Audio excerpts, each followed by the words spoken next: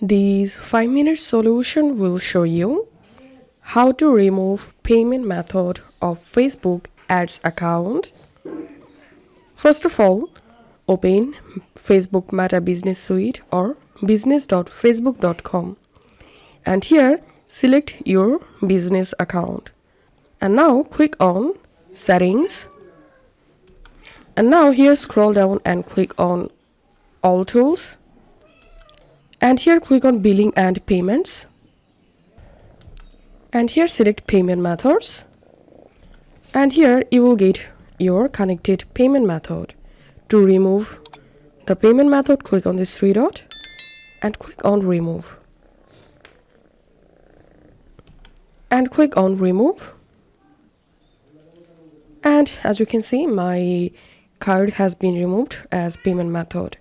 Now you can easily add a different payment method by clicking on Add. So this is how we can do it. If you find this video helpful, make sure to subscribe 5-minute solution.